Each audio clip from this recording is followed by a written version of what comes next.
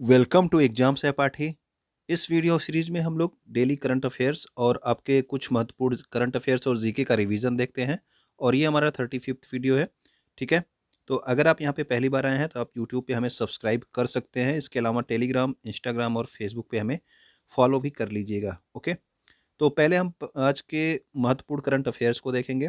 5 मार्च के अंतर्राष्ट्रीय दूरसंचार संघ दक्षिण एशिया के लिए एक क्षेत्रीय कार्यालय और नवाचार केंद्र कहाँ पर स्थापित करेगा?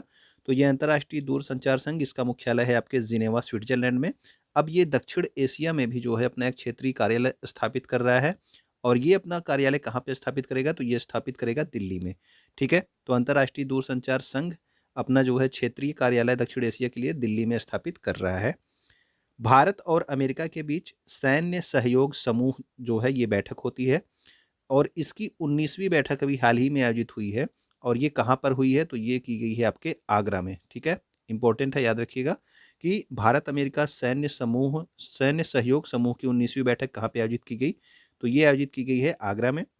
हाल ही में अमेरिका ने नेपाल के विकास के लिए जो है कितने मिलियन डॉलर की मदद की है? तो ये आपके 500 मिलियन डॉलर की मदद की है अमेरिका ने नेपाल के लिए। ओके, नेक्स्ट हमारा है मत्स्य पालन मंत्री। ये मत्स्य पालन और पशुपालन मंत्री हैं। इनका इनका नाम क्या है? पुरुषोत्तम रूपाला।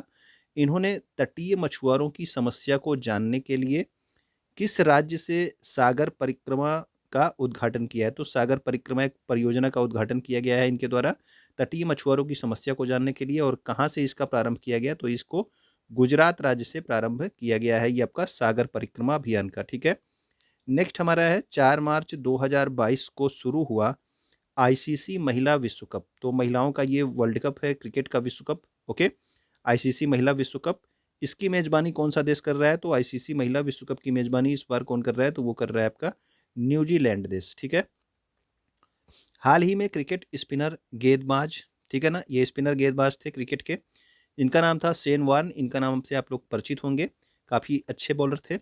इनका हाल ही में निधन हो गया और इनका संबंध किस देश से है? तो ये ऑस्ट्रेलिया देश के स्पिनर बॉलर थे। ओके, नेक्स्ट हमारा है सौर ईंधन का उपयोग करने वाली प्रथम एयरलाइन कौन सी बन गई है पूरे विश्व में? ठीक है ना, पूरे विश्व की जो है सौर ईंधन का उपयोग करने वाली प्रथम एयरलाइन कौन बनी है?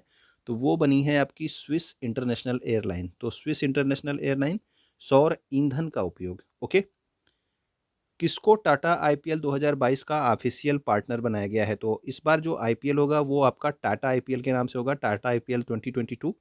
और इसका जो ऑफिशियल पार्टनर बनाया गया है, ये बनाया गया है रुपे को। ठीक है ना, रुपे जो है ये आपका कार्ड होता है। अगला हमारा, अब देखेंगे हम लोग जीके और करंट अफेयर्स के कुछ महत्वपूर्ण रिवीजन को। ठीक है, जो हमारे आगामी सभी एग्जाम्स के लिए इंपॉर्टेंट होंगे।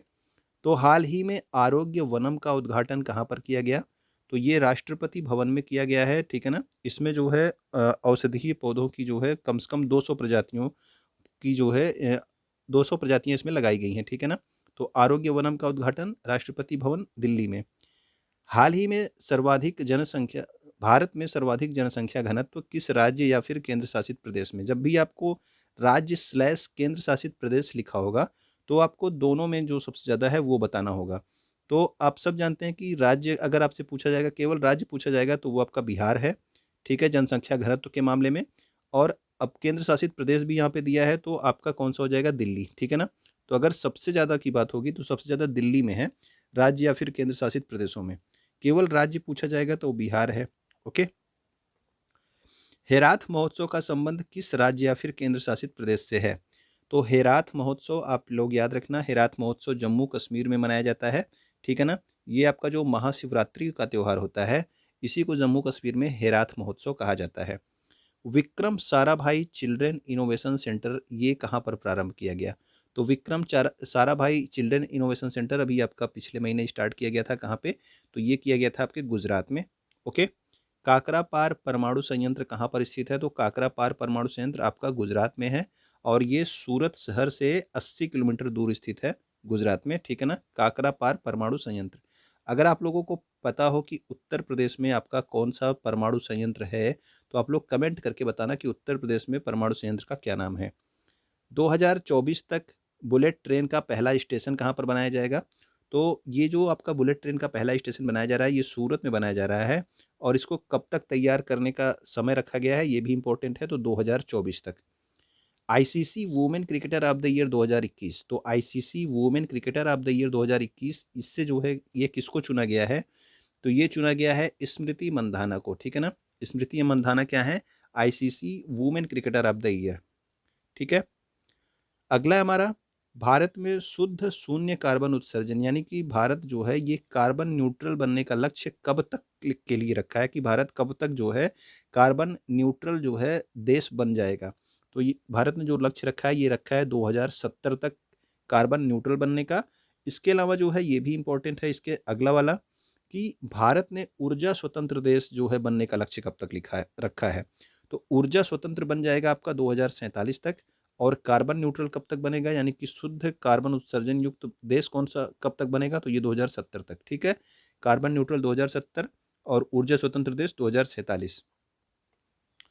विस्तारा एयरलाइन में कौन कौन सहयोगी है, तो विस्तारा एयरलाइंस जो है ये आपके भारत में भी संचालित होती है और इसमें टाटा एयरलाइंस और सिंगापुर एक सहयोगी के रूप में है।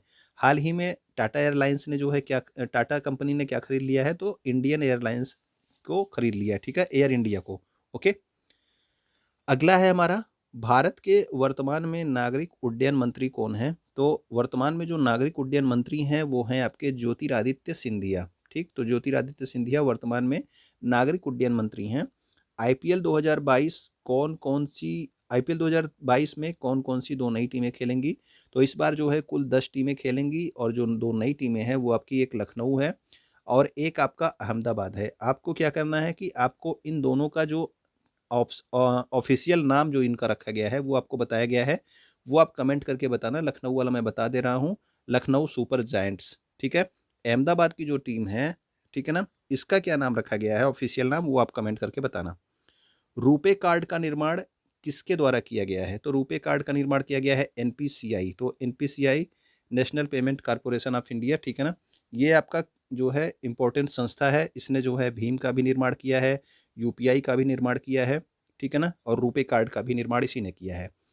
भारत का पहला स्पोर्ट्स यूनिकॉर्न कौन बन गया है, तो स्पोर्ट्स यूनिकॉर्न, ठीक है, ये बन गया है आपका चेन्नई सुपर किंग्स, ठीक। इसकी मार्केट कैप वैल्यू 7,000 करोड़ से ज़्यादा हो गई है।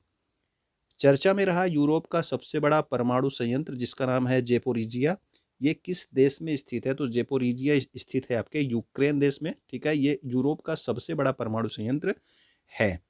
ओके, अंतर्राष्ट्रीय दूरसंचार संघ का मुख्यालय कहाँ स्थित है, तो अभी आपको पहला ही जो करंट अफेयर्स में बताया गया था कि वो अपना दक्षिण एशिया में जो है अपना मुख्यालय कहाँ स्थित करेगा, तो वो दिल्ली में स्थित करेगा।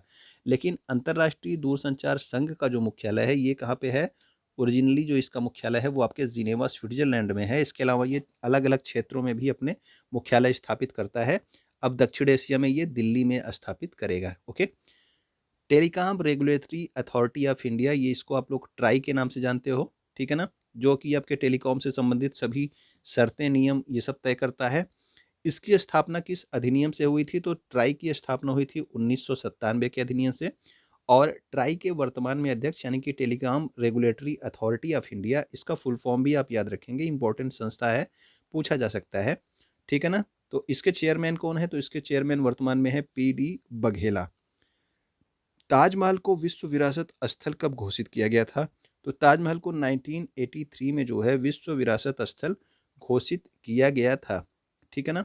और ताजमहल का निर्माण कब कंप्लीट हुआ था ये आप लोग कमेंट करके बताना, हिस्ट्री का क्वेश्चन है, ठीक। भारत में वर्तमान में कुल कितने विश्व विरासत स्थल शामिल हैं, तो वर्तमान में कुल विश्व विरासत स्थल जो कि आपके यूनेस्को में शामिल हैं वो हैं आपके 40। और जो 40वां विश्व विरासत स्थल है उसका नाम क्या है, तो उसका नाम है धौलावीरा, ठीक है। तो नवीनतम आपका धौलावीरा है। इसके अलावा 39वां आपका था रामप्पा टेम्पल जो कि कहाँ पे था, तेलंगाना में, ठीक है। 40वां कौन सा है, तो 40वां आपका धौलावीरा है। सार्क का मुख्यालय कहाँ पर स्थित है, तो सार्क जो है इसका मुख्यालय है काठमांडू नेपाल में, ठीक है। काठमांडू नेपाल में आपका सार्क का मुख्यालय है। विश्व का सबसे बड़ा स्थल अवरुद्ध देश कौन सा है, तो स्थल अवरुद्ध देश है आपका कजाकिस्तान। कजाकिस्तान की राजधानी का नया नाम जो है क्या है, ये आप लोग कमेंट करके बताना, कजाकिस्तान की राजधानी का नया नाम क्या है। ओके, दांडी यात्रा कब से प्रारंभ हुई थी, तो दांडी यात्रा आपकी प्रारंभ हुई थी 12 मार्च 1930 से, ठीक, तो 12 मार्च 1930 से आपके ये स्टार्ट हुई थी दांडी यात्रा, और इस यात्रा के कंप्लीट होने के बाद ही सविनय अवज्ञा आंदोलन का प्रारंभ किया गया था। भारत के रेल मंत्री कौन हैं? तो रेल मंत्री हैं आपके अश्विनी वैष्णव। ठीक, तो भारत में रेल मंत्री कौन है? अश्विनी वैष्णव। भारत के इलेक्ट्रॉनिक्स और सूचना प्रौद्योगिकी मंत्री कौन हैं? तो ये भी आपके अश्विनी वैष्णव हैं। ये दोनों आप याद रखना, इंपॉर्टेंट है, ठीक है ना। ये वर्तमान में रेल मंत्री भी हैं और भारत के इलेक्ट्रॉनिक्स और सूचना प्रौद्योगिकी मंत्री भी अश्विनी वैष्णव ही हैं। अब देखते हैं कुछ महत्वपूर्ण दिवस जो कि आपके मार्च माह से संबंधित हैं। तो ये आपका राष्ट्रीय सुरक्षा दिवस कब होता है? तो राष्ट्रीय सुरक्षा दिवस होता है आपका 4 मार्च को। विश्व वन्य जीव दिवस कब होता है? तो ये होता है आपका 3 मार्च को। विश्व वन्य जीव दिवस इंपॉर्टेंट है, इसको तो जरूर याद रखिएगा आप लोग। विश्व खुशहाली दिवस कब होता है? वर्ल्ड हैप्पीनेस डे आपका 20 मार्च को। राष्ट्रीय टीकाकरण दिवस कब होता है? तो ये होता है आपका टीकाकरण दिवस आपका 16 मार्च को, नेशनल वैक्सीनेशन डे। और अगला है आपका विश्व जल दिवस, ये भी आपका बहुत इंपॉर्टेंट है, आप सब जानते हैं विश्व जल दिवस हमेशा पूछा जाता है। ये होता है आपका 22 मार्च को, ठीक है। विश्व पृथ्वी दिवस कब होता है? अगर आपको पता हो तो आप कमेंट करके बताइएगा। अब देखते हैं कुछ महत्वपूर्ण महोत्सवों के बारे में, आपसे महोत्सव भी पूछे जाते हैं स्टैटिक जीके में। मोनपा महोत्सव, इसका आयोजन अभी हाल ही में किया गया था आपके फरवरी माह में, इंपॉर्टेंट है, याद रखिएगा। तो ये आपके अरुणाचल प्रदेश में मोनपा महोत्सव मनाया जाता है। सिग्मो महोत्सव कहाँ पे होता है? तो ये होता है आपके गोवा में।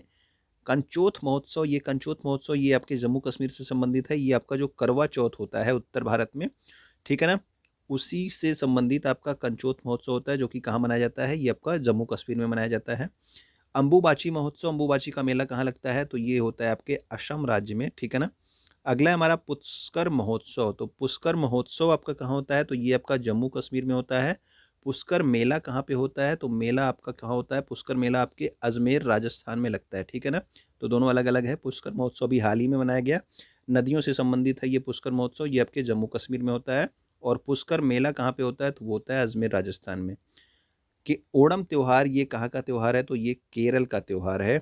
और पोंगल त्योहार कहाँ का है? तो पोंगल है आपके तमिलनाडु का। बथुकम्मा महोत्सव कहाँ मनाया जाता है? तो बथुकम्मा महोत्सव मनाया जाता है तेलंगाना में, इसको कहते हैं आप फूलों का त्योहार।